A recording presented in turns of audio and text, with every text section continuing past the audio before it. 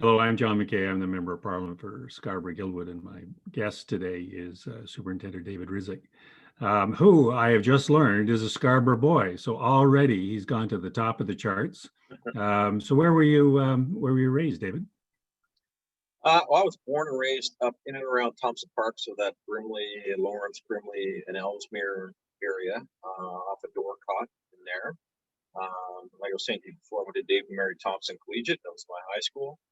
Well, that's too bad. Yeah, I went to Laurier, and Oh, did you? yeah, and we didn't like David and Mary. You weren't one of our huge competitors. Back then it was Midland Collegiate, Cedar Gray, Yeah. things like that, right? So we didn't have much of a sports team other than our volleyball. Our volleyball was great provincially, but everything else we were not that good at. So good at our football. But Yeah. so born and raised in Scarborough, and like I was telling you earlier, I still have family here. My brother's raising his family in Scarborough, not far from where we grew up, and my mom's still in the house that I was born and raised So in. coming back to 43 division is a little like coming home for you. A little bit. Like I've worked in now all three different Scarborough divisions, 41, 42, and 43, all at different ranks. So it is. Scarborough is home to me. It always will be. And I'd be more than happy to finish my career here in the 43 division if they'd let me. But just like I got here, we go where we're told. We're at the chief's beck and call, and so as soon as you express a wish, the chief will make sure that it's not fulfilled. That's right. Yeah. I was going over your resume, and oh my goodness, we could spend the next half hour just talking about your resume. It's very, very impressive. But let me just see if I can talk to you about your career from the standpoint of what policing used to be when you started and what policing is now, and what observations you made. So you started out as a cadet at Aylmer, and one of the criticisms of police training at that time, and it seems to be coming out now, is that it in effect is a military training or a quasi-military training. That there's an emphasis on rank, there's an emphasis on orders being issued and orders being obeyed, and that has been a live criticism. And I'll preface it by that question by saying that I chair the Public Safety Committee, and we are doing a study into systemic racism in policing, and I've thought this is possibly one of the finest committees that I've sat on, and it's been a really interesting, in-depth look at policing, and the police representatives have been supremely articulate in talking about the issues of facing policing. So let me start with that question about the growing view that possibly there is too much military training in policing. Well, certainly when I came on, and before that, so I came on in 1990 when I went to Elmer, and yeah, you're right. It was very militaristic in the training that we received, the rules that we had to follow. Again, you talked about the rank structure, and that all that still exists. You have to have that in a policing culture, but it is far more advanced from what it used to be as far as including people in decision making. The rank structure is far looser than it ever has been. I mean, I just had one of our special constables come in here and just drop into my office and sit down and have a conversation with me. Never would have happened before. You would probably never have been able to have that access to your unit commander back in the day. As far as some of even the training and the tactics, we talk about de-escalation and things like that. When I joined the job, there wasn't hardly any conversation talk about de-escalation training.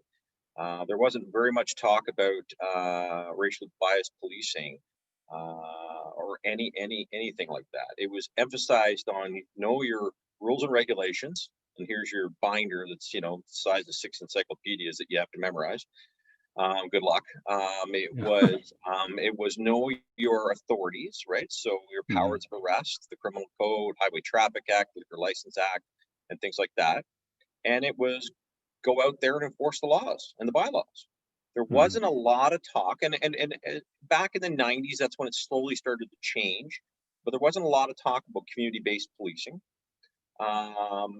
back in the day, and that has certainly evolved. My first part of my career, so I spent the first 8 years of my career in 41 Division. I worked in uniform in the front lines, answering radio calls, going to those 911 calls. I did some training in our Criminal Investigative Bureau, and then I worked in the Major Crime unit, which is the undercover unit in the divisional level, and for about 4 years, and then spent another year and a half in the drug squad. You could not have sold me on community policing back then. I just wanted to go out and arrest the bad guys. That was what Mhm. I had been taught. That is what I wanted to do. That's what I thought would make the difference in the communities. If you got rid of the criminals out there, then the rest of the citizens that were law abiding would be able to use those public spaces without fear of crime or any type of retribution or assaults. They feel safe in their homes. That was my belief because that's the way I, focused my career. But when I got promoted to sergeant, I got transferred down to 55 Division, which is a very unique division in the central part of Toronto there, which encompasses many, many different communities. So you've got the beaches, right? Quite affluent down there. You've got Greek towns, the Danforth.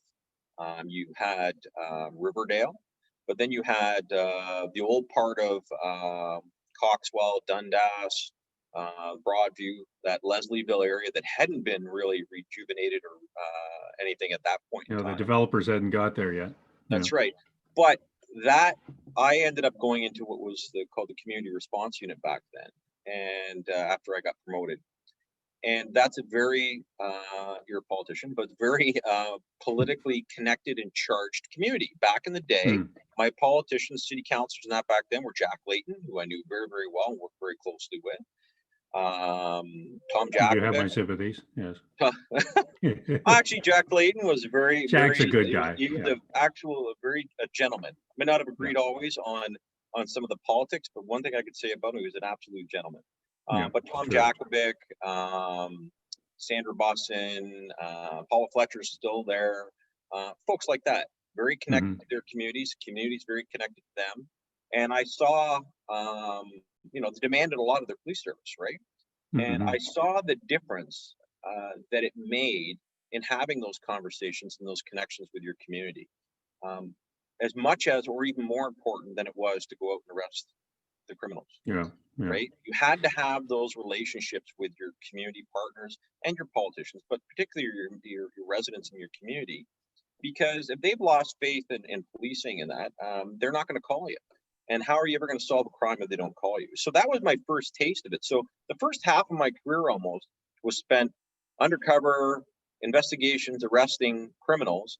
And probably after that, the focus of the rest of my career has been community based. And I've seen the difference it makes in the relationships and the safety in our communities by having those strong ties and those strong relationships. That's why I'm a big proponent of the neighborhood community officer program as well, right? So Yeah. we have. It's an interesting idea that the Dave Rydzik of 1990 is not the Dave Rydzik of 2020, and I wonder if the Dave Rydzik of 2020 was going to Aylmer, what would be the differences in his training, or what would you recommend to Aylmer to change the training of a police officer at Aylmer?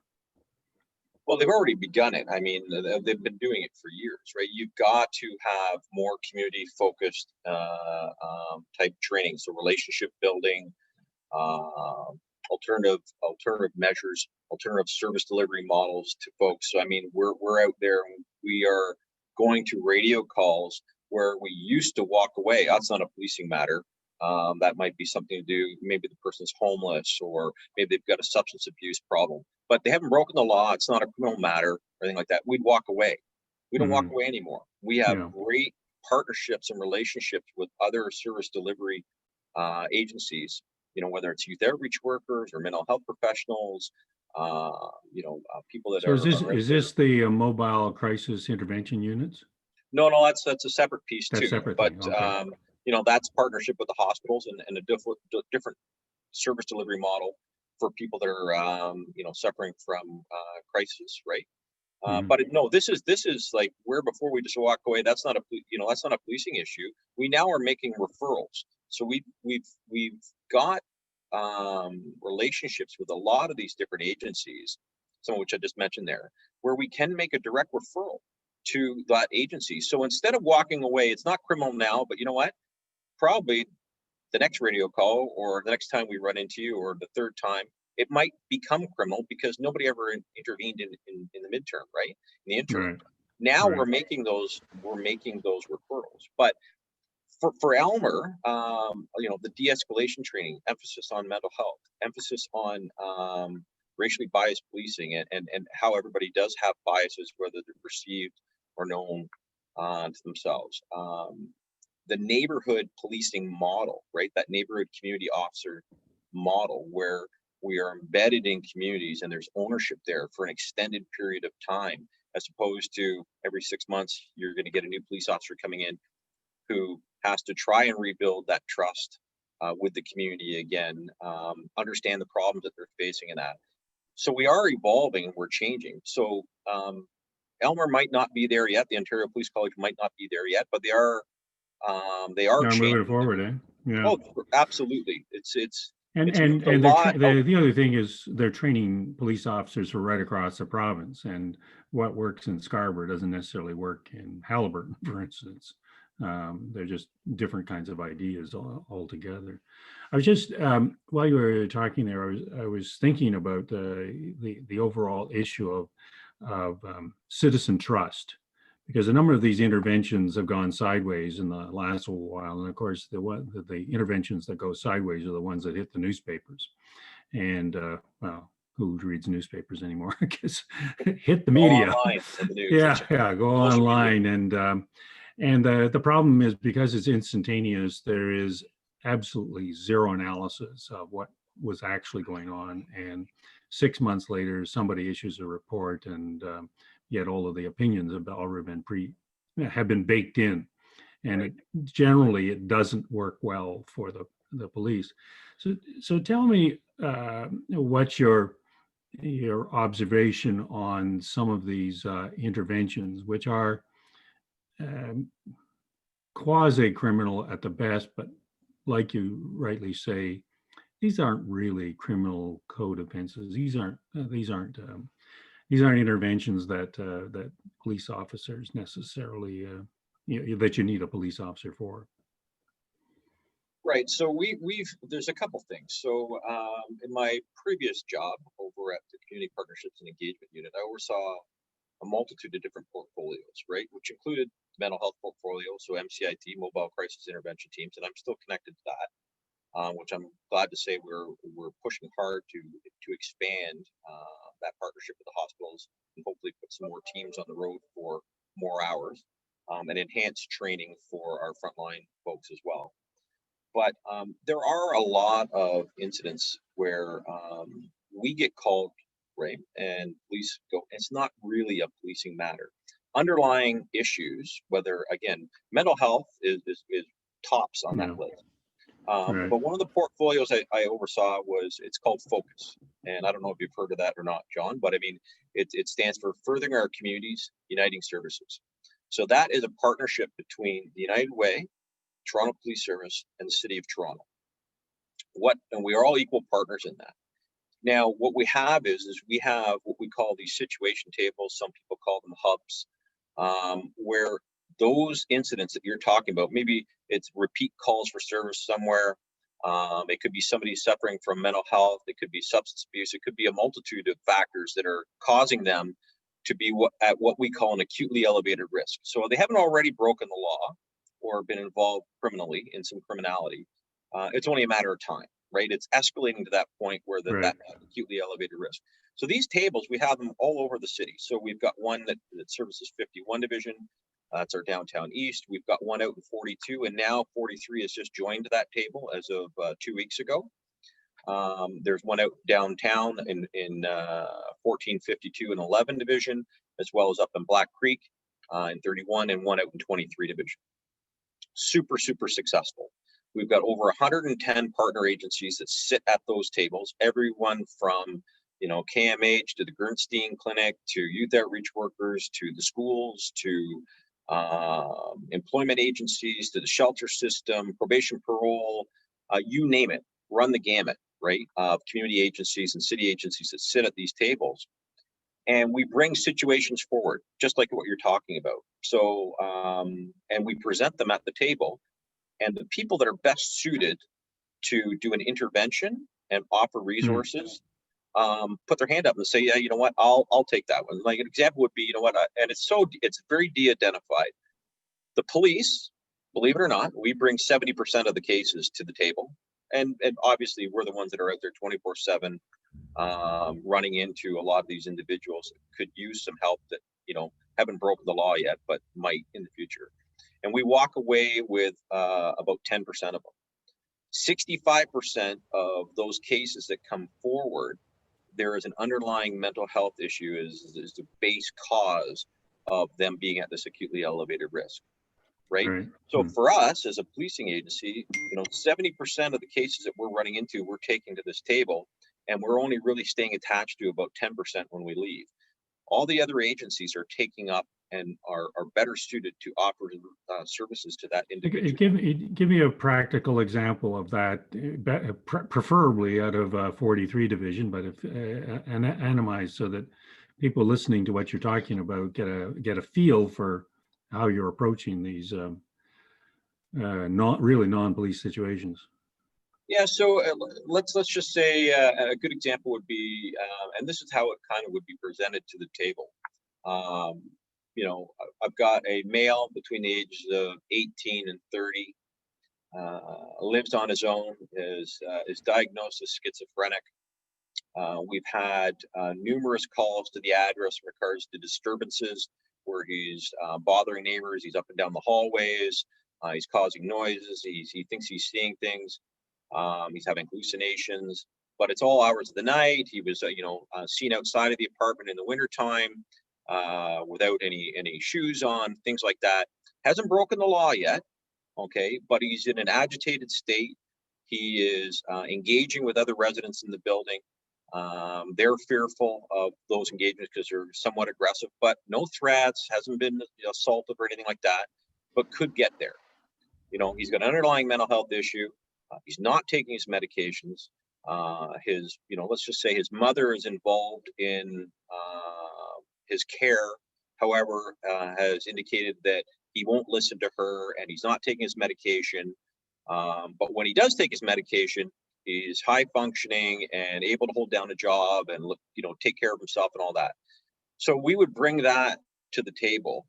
And you might get KMH or, from somebody from Gernstein and say, you know what, we can put a caseworker on with him to make sure that he starts taking his medications. We'll follow up, on a weekly basis to make sure he's taking his medications. Somebody else might say, an employment agency, well, he's out of a job and he's, and that's causing anxiety and whatever.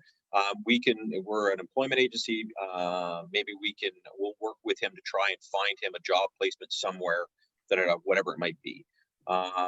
Things of that nature, right? So then they have to do that intervention within 24 hours and do that engagement. And then they have to report back. The table meets once a week.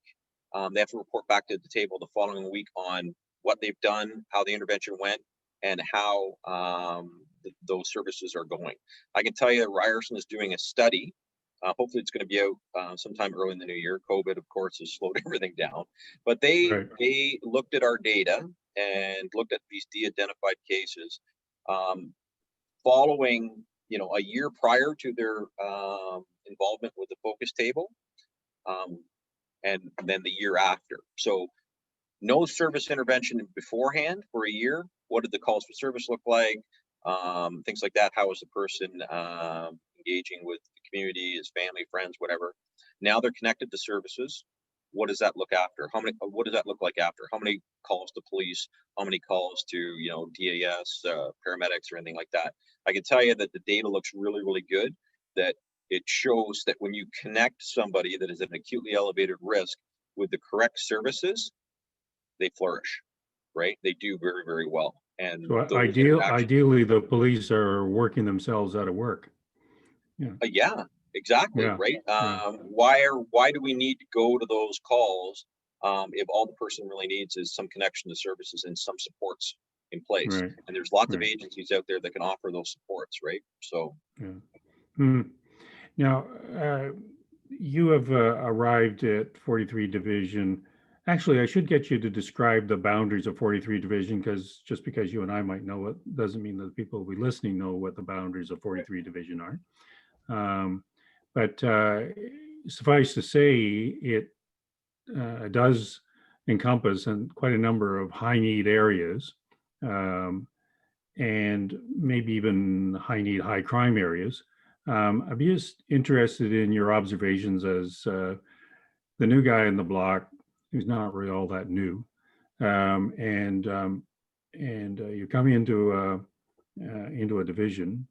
It is the middle of a pandemic as we speak, not a real end in sight, and lots of people unemployed. And the Black Lives Matter movement is very significant issue for many of the people that you and I serve. So I'd be keen on your observations as to how you look at that as the new superintendent here, and give me a feel for your thinking in that kind of a context. well, to go back to the size of 43 Division. So 43 Division is one of the largest geographic and population-based divisions in the city. So we cover the area of everything south of the 401, from Brimley Road all the way to the Durham border, so over to Pickering. So right down to the lake. So very, very large area, very, very diverse area as far as, you know, the cultural makeup of this division. Well, the whole city is the most diverse city in the world, but Right. out here in 43 as well. And we do certainly we do have some challenging neighborhoods. You know, dating myself, but you can look at Danzig, you know, you can look at some of those communities. You can look at, you know, just look at some of the areas where we've had some of our Eglinton and Markham, Ellesmere and Markham and Morningside. Eglinton. Yep. You can look at, you know, up Mornell Court. And oftentimes they are our priority neighborhoods. Now they call them neighborhood improvement areas. But, you know, there are challenges there. That's where we have focused a lot of our effort here in 43 with our, again, from my past job over at Community Partnerships and Engagement Unit, overlooking and overseeing the Neighborhood Community Officer Program, which we've expanded and enhanced citywide last year. We have embedded officers in a lot of those particular communities for a minimum of 4 years. So those residents that reside in those communities are not going to have to worry about, you know, Officer Mary or Officer Mike. I just got to know them and they're gone again. They know that, you know, barring some unforeseen, you know, where they get promoted or something, or you know, leave the job, they're going to have Officer Mary and Officer Mike signed to their neighborhood for the next 4 years. And those officers are dedicated to that smaller geographic community. And that's their job. They don't get pulled away, you know, the CN Tower Falls, yeah, but I mean, they don't get pulled away to go down to that demonstration at the U.S. Embassy, or to go down to, you know, the Taste of the Danforth, or the Jazz Festival. They stay in their communities 365 days a year, right? So having those folks embedded in those communities has made a big difference. In the relationship. Is that your initiative, or is that a citywide initiative? It's a citywide initiative that I was overseeing in my previous role. So you're obviously a keener on that for 43. That, as well as focus, as well as mobile crisis intervention, all those different ones, portfolios that I had before. Of course, Yeah. I'm very passionate about them, and I believe in them because I've seen the difference that they make. So, So when you reflect on it, do you think that that call from the chief is because you did all of those things in the past? And that was a unique need in 43? Uh, I believe so. Yeah. Like I don't want to get into all the reasons why I came out here, but I mean, change is good sometimes for Hmm. folks. 43 had a lot of change in their leadership over the last couple of years, and I think the chief wanted some stability here. I think the chief wanted to again utilize my skill set from where I had worked in probably for the last 10 years, 12 years of my career to come out here to 43 and some of the challenged areas and bring that and enhance that. Specifically enhance the neighborhood community officer program out here, which uh, was, I think, probably lagging behind a little bit, but I'm glad to say it's back on track now, right? So, Well, uh, one of the biggest criticisms you hear is that the citizens are afraid of police and there's a loss of trust and things of that nature. Sure, I would think that that kind of a program addresses those issues right up front. It's whether it's Mary or Mike, and they're there 4 or 5 years or however long their posting might last. I should think that should address some of the issues about fear of the police and loss of trust. yeah, I always talk about the silent majority. I think the silent majority of folks out there do trust the police. There's all kinds of surveys and things out there that talk about how the community feels about their police agency, whether it's Toronto or other agencies. Then you have a vocal minority, and that vocal minority are folks that have had perhaps negative interactions with the police over the years. That silent majority, for the most part, go around about their daily business and might never ever have contact with the police in their entire life. But they see things in the news. If they had to call the Yeah. police, they're going to come. It's winning over and trying to change perceptions on both sides with that vocal minority. And I think the neighborhood community officer program is a great way to do that in some of these communities because it does build trust and it does build relationships. It may not, the folks that are living there may not trust all police officers, but they trust their neighborhood officers. And so much so Right. that there's ownership on the officer side for their community. And I've seen it over the years. I'm telling you, it's made the biggest difference in some of these neighborhoods is having those neighborhood officers embedded in there because you can't help but have ownership. They know Mhm. tomorrow I've got to go back there and I've got to see those residents again, and the next day, and the next day, and the next day. So they're part of that community. They've become embedded in there. Yeah. And vice versa with the community members. They might not like all the police officers, but like I said, they'll like those neighborhood officers. They even refer to them as my neighborhood officers. My cop. Right? Mine don't. You know what? Don't take my neighborhood officers away. Yeah. My neighborhood officers, which Yeah. is a good thing. I think when they're Hmm. asking for their neighborhood officers to stay there and don't take my neighborhood officers away, it's they've included them as part of their community. I So remember in another life I used to practice law, and the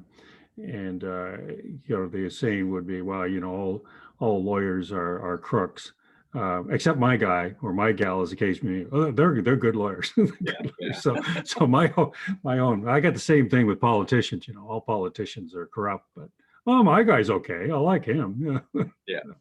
I hope they keep on liking me. That's a good question. So um, I keep giving the people of Scarborough-Guildwood the opportunity to get rid of me, and so far 8 times they have declined to get rid of me. So I don't quite get it, but we'll stay with the record.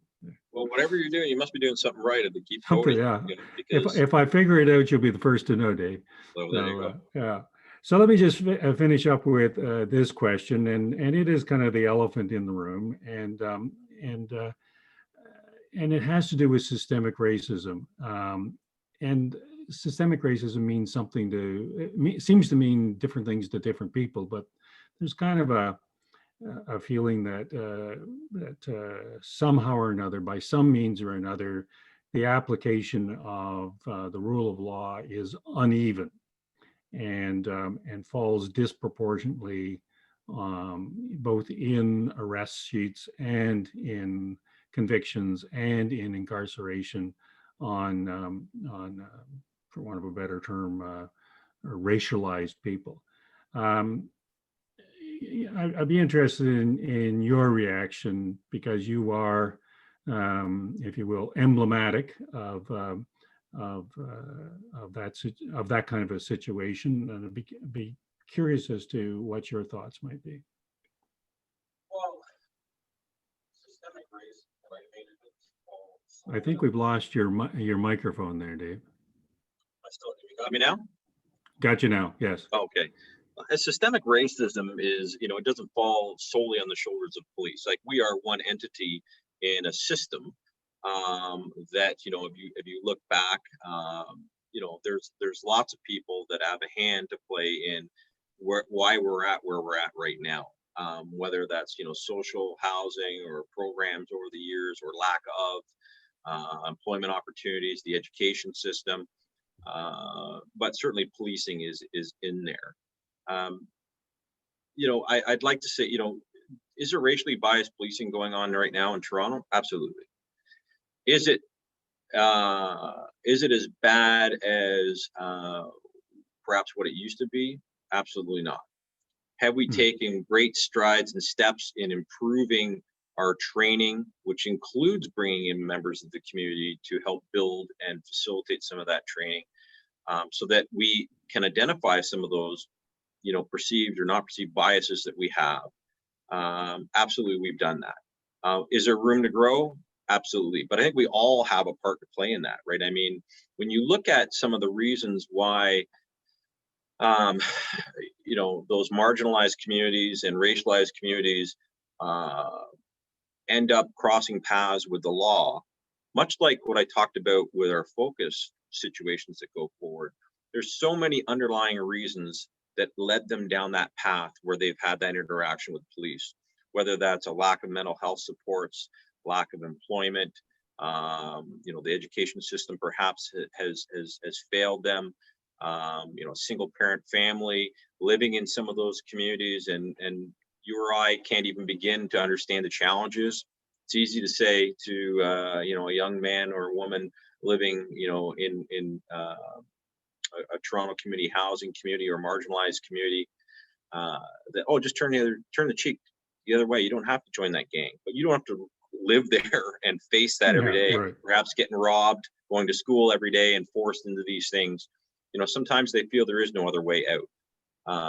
But certainly, we are trying to do our very, very best, and we've put in place a lot of different new training and new units. We have a diversity and inclusion unit that is headed up by Sue Lynn Knight, who used to work for the province as their diversity and inclusion specialist there.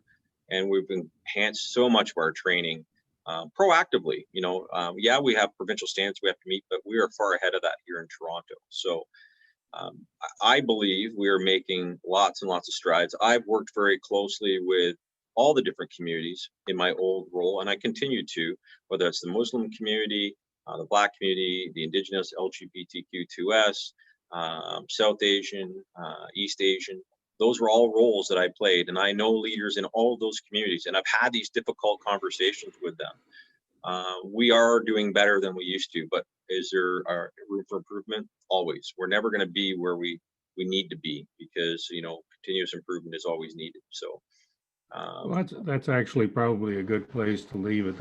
The Prime Minister is fond of telling us in caucus that we can always do better, and he is right. I think we'll put that down as the wisdom of Justin Trudeau, but there is some truth to it. But I wanted to thank you, Dave, for talking to me.